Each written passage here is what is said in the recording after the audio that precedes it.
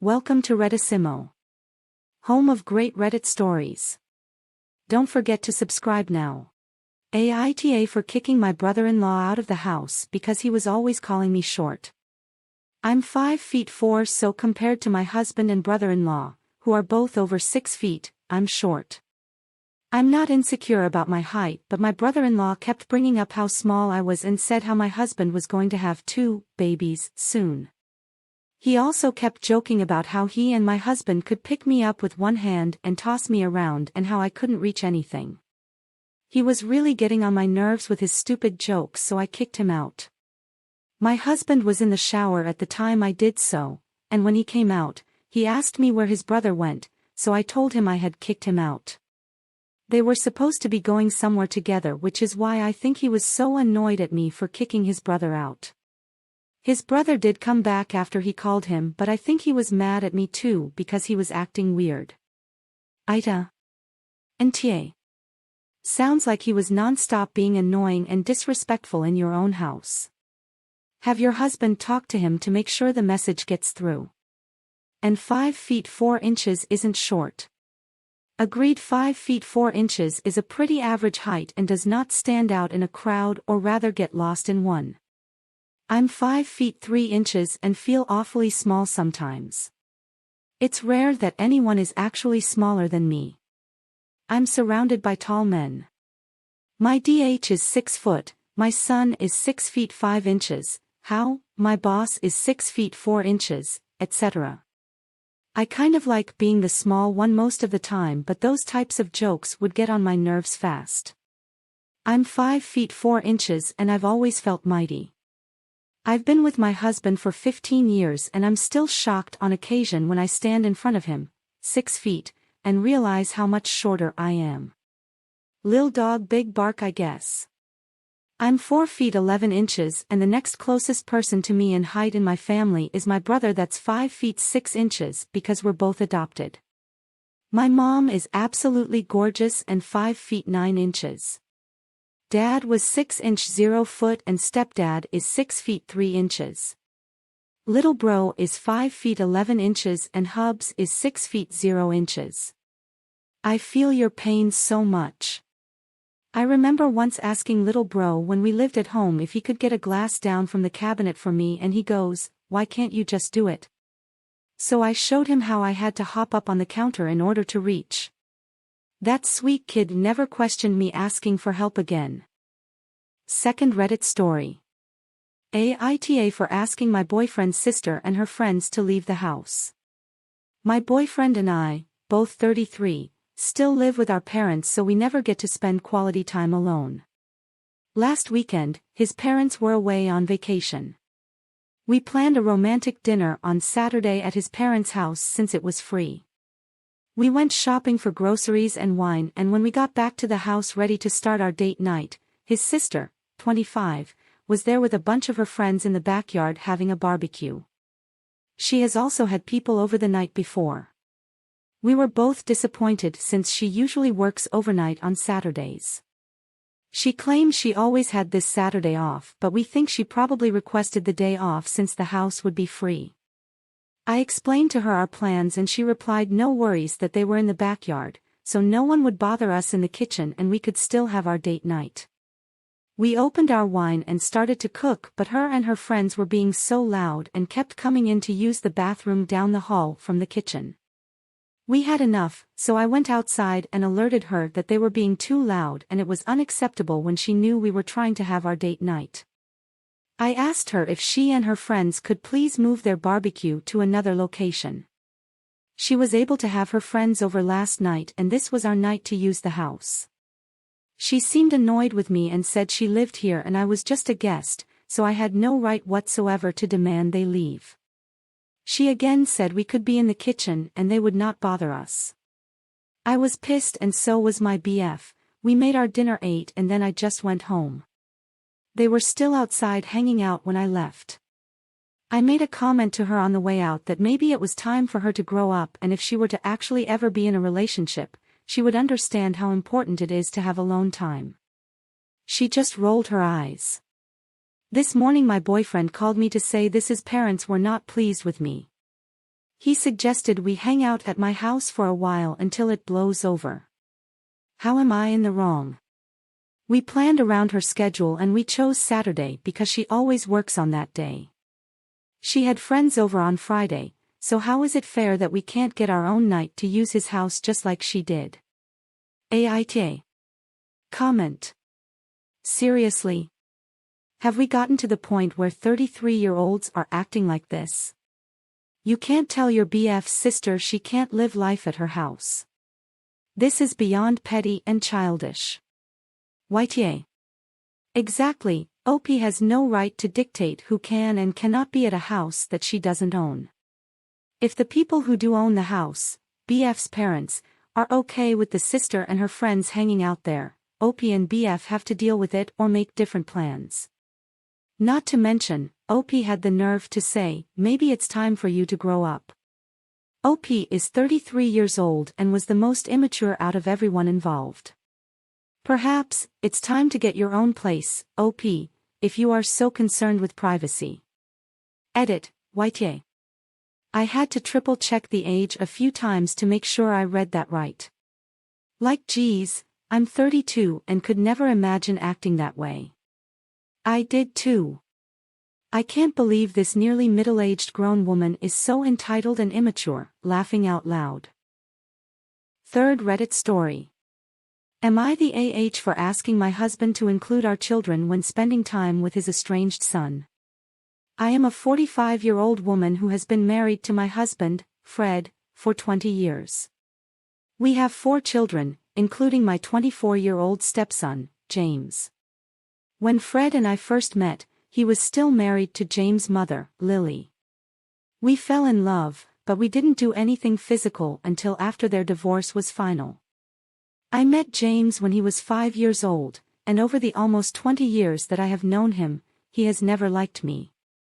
Despite my best efforts to build a relationship with him, he has never shown any interest in getting to know me or his siblings. When James turned 18, he left home, and while he would occasionally call and spend time with Fred, he would never do so with me or our children. Recently, I asked Fred to include our children when he spends time with James, but James has not spoken to him since. Now, my mother-in-law, who has always favored Lily over me, has called me and accused me of being the AH for hurting James and Fred's relationship even further.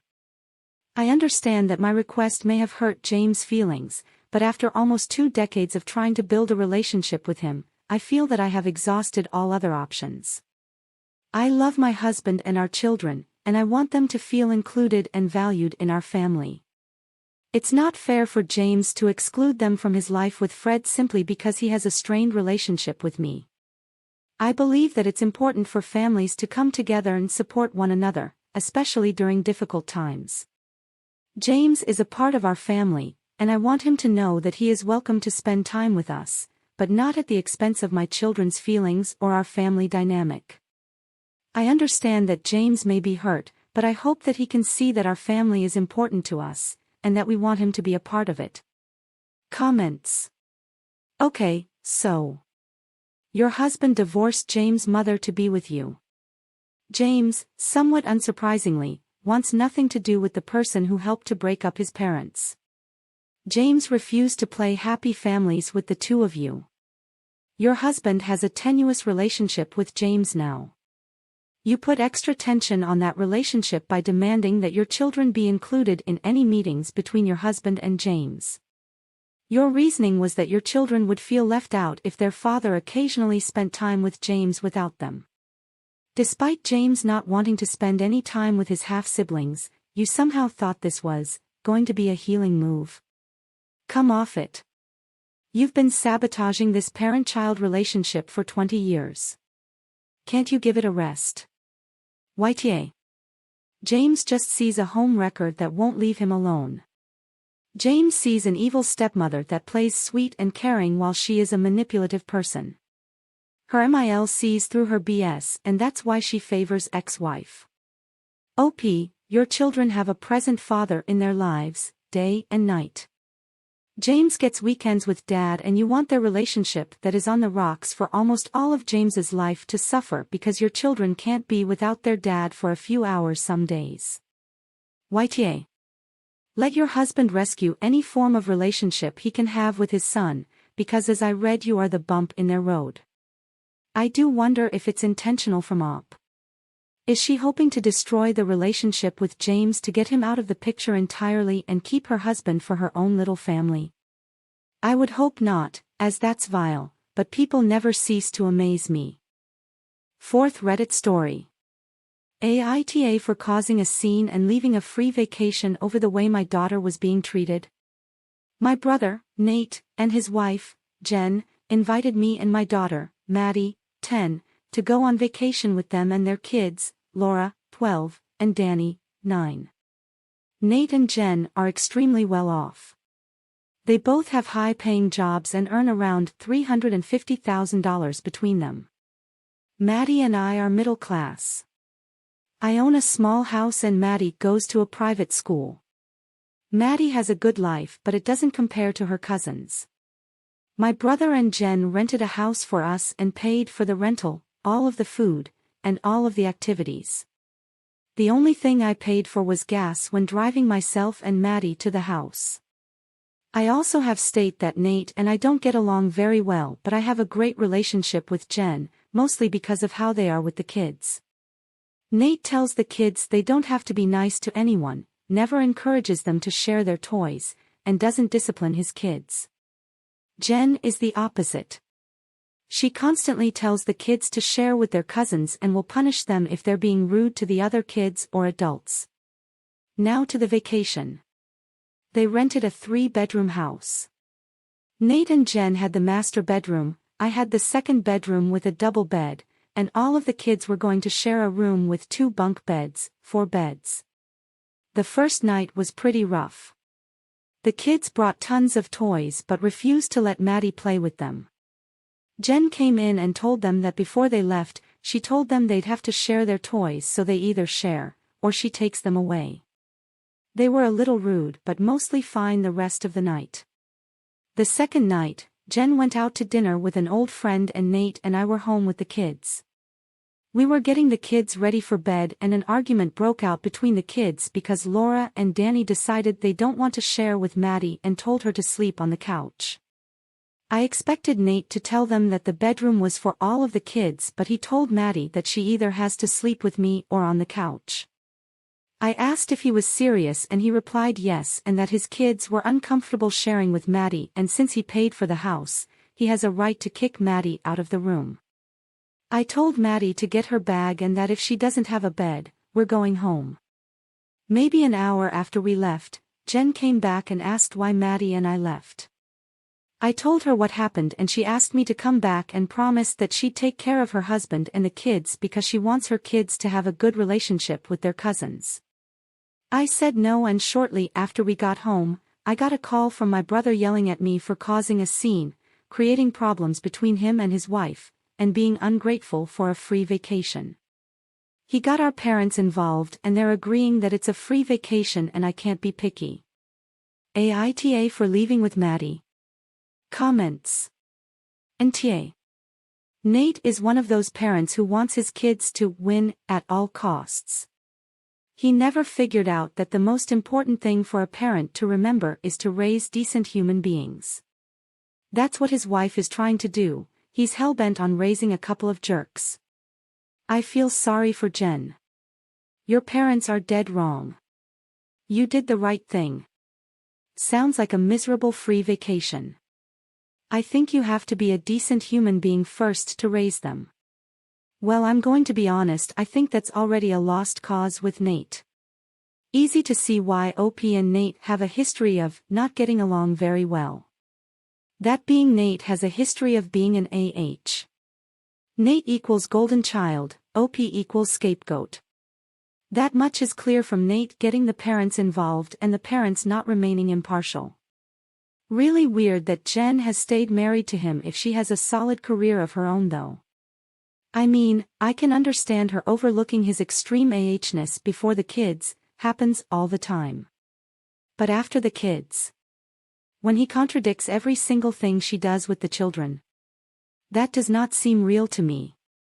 On the off chance this is real, then OP is NTA and somebody needs to help Jen get out of whatever soul-locking blood magic contract Nate has her in. Fifth Reddit story. Aita for asking my grandfather to hand the family company down to me instead of my father, his son. Okay, so I'm writing this for my husband as he is actually the one this story relates to. My husband, M26, has been working for the family business that was built by his grandfather, Big Jim, since he was 18 years old. He's a mechanic who started out in the parts room and not knowing a thing about the trucks and has now worked his way up to being the service foreman. In the last 3 years he's managed to turn the business around from barely staying afloat off of their regular customers to needing to hire more mechanics with all the new clients they've brought in. He even taught himself how to run reports, process inventory, and handle the business and numbers aspect as well. He's extremely passionate about what he does, he puts at least 60 hours in every week, and he looks forward to owning the company one day and passing it down to our children.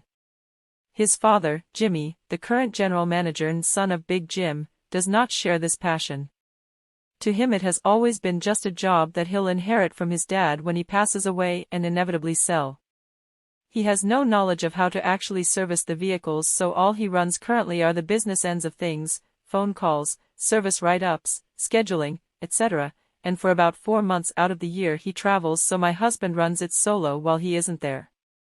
My husband's parents have talked extensively about how they can't wait to sell the business the minute Big Jim passes so that they can take the money and move to a big house down south, thus ridding themselves of the burden of running the shop but also robbing my husband of one day inheriting the business that he worked so hard to improve.